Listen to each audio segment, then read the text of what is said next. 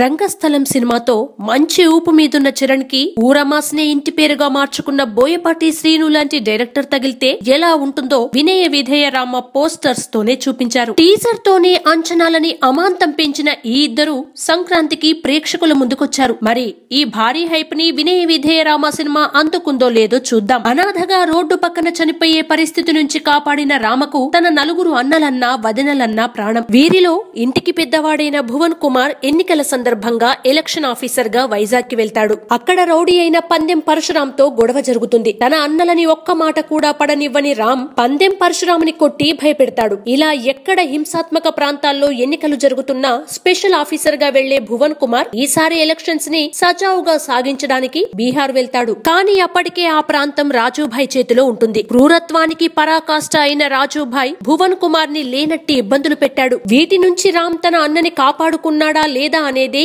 ఈ వినయ విధేయ రామ కథా కథనం. భారీ ఫైట్ తో ఓపెన్ అయిన ఈ సినిమా మొదటి అరగంట చాలా బాగుంటుంది. కానీ ఆ తర్వాతే అసలు ఎవరు ఎందుకొస్తున్నారు, ఏం చేస్తున్నారు అనేది కూడా అర్థం కాదు. సడన్ గా సీన్స్ మధ్యలో పాటలొస్తాయి. కట్ చేస్తే ఎక్కడో ఒక ఫైట్ సీన్ వస్తుంది.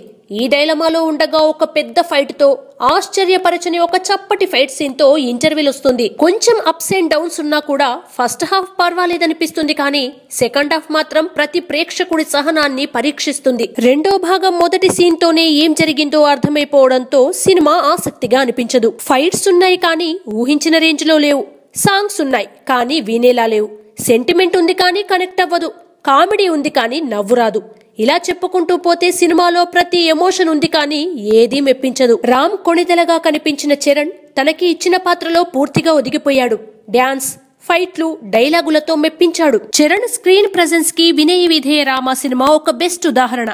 పసలేని కథని చరణ్ ఒక్కడే ఈ సినిమాని తన భుజాలపై మోస్తూ ముందుండి నడిపించాడు. చరణ్ తర్వాత చెప్పుకోవాల్సిన పాత్ర ఏదైనా ఉందా అంటే అది తప్పకుండా వివేక్ ఒబెరాయ్ గురించే. విలన్ పాత్రలో అతను అద్భుతంగా నటించాడు. స్క్రీన్ పై విలనిజం పండించిన తీరు చూస్తే టాలీవుడ్ కి ఒక మంచి విలన్ దొరికినట్లయింది. మిగిలిన పాత్రల్లో కనిపించిన వారిలో స్నేహ, ప్రశాంత్ బాగా నటించి వారి పాత్రలకి పూర్తిగా న్యాయం చేశారు. ఇక మొదటి సినిమాతోనే మెప్పించిన కియారా అద్వానీ తెరపై అందంగా కనిపించింది కానీ నటించడానికి ఏమీ లేదు. ఆటల కోసమే హీరోయిన్ అన్నట్టుగా కనిపిస్తుంది. సాంకేతిక వర్గం పనితనం గురించి మాట్లాడాలంటే మ్యూజిక్ దగ్గర మొదలు పెడితే cameraman, stunt mans, dance masters ఇలా చెప్పుకుంటూ పోతే డైరెక్టర్ వరకు ఎవరూ ఈ వినయ విధేయ రామ సినిమాకి న్యాయం చేయలేదు. ఎవరి పాటికి వాళ్లు మంచి అవుట్పుట్ ఇచ్చినా కూడా సినిమాని నిలబెట్టే స్థాయిలో అందరూ కలిసి పనిచేయలేదు. ఇక 24 క్రాఫ్ట్స్ తో పని చేయించుకోవాల్సిన బోయపాటి శ్రీను చరణ్ లాంటి హీరో దొరికితే చెలరేగిపోతాడు అనుకుంటే చప్పగా తీశాడు. వినయ విధేయ రామ అనే టైటిల్ కాకుండా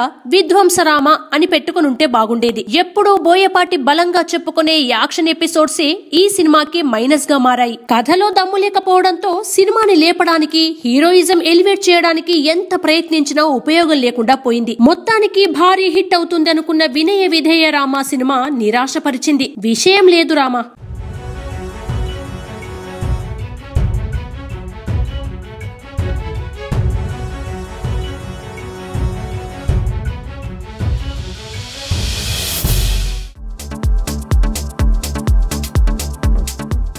please subscribe to new waves. ఇలాంటి మరిన్ని మంచి వీడియోలు కావాలని కోరుకుంటున్నారా? అయితే పక్కనే ఉన్న గంట సింబల్ను క్లిక్ చేయండి. అలాగే సబ్స్క్రైబ్ చేయండి.